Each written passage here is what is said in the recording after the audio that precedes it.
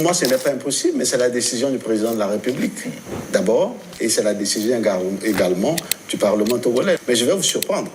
Demandez aux populations togolaises, les Togolaises et les Togolais lambda, si le Togo veut rentrer dans l'AES, vous allez voir leur réponse. Vous direz qu'ils vous diront oui.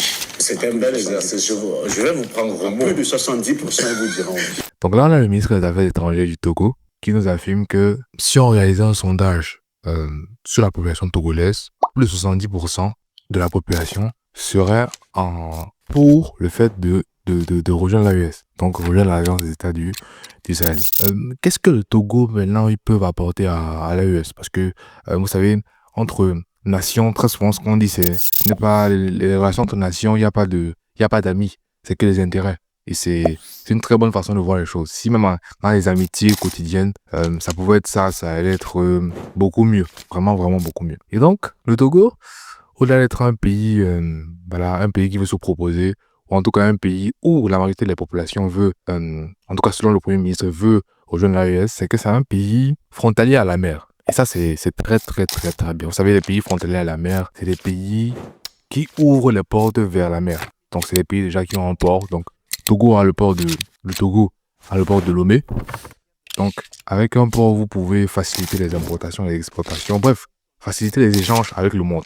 Et quand on regarde l'AES, les trois pays, ce qu'on constate, c'est que c'est des pays qui n'ont pas d'accès à la mer. Le Togo ne viennent pas les mains vides. En tout cas, s'ils se proposent, ne viennent pas les mains vides. Ils ont leur port, ils ont leur accès à la mer qu'ils pourront donner. Et ça, c'est beaucoup. Donc, au final, la décision revient bien sûr au président de la République togolaise. Est-ce qu'il va se proposer en tant que futur membre de l'Alliance des États du Sahel? Parce que il faut bien sûr se proposer avant qu'on accepte. Donc, pour terminer cette vidéo-là, déjà avant de terminer, abonnez-vous à la chaîne. Ce serait pas mal. Il y a 3 questions à vous poser. Donc, la première question, ce serait, pensez-vous que le Togo devrait se proposer? Vu la situation actuelle, est-ce que ce sera pertinent pour eux de se proposer?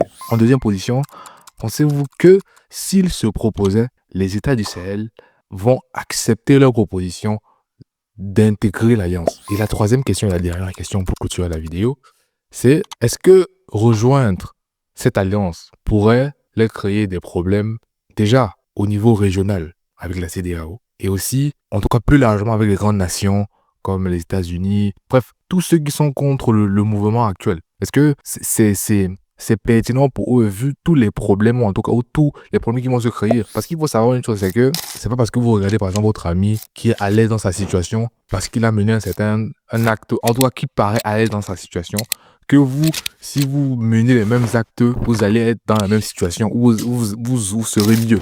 Répondez aux questions en commentaire, ce sera avec un plaisir que je vous répondrai. C'était Alfred et bonsoir.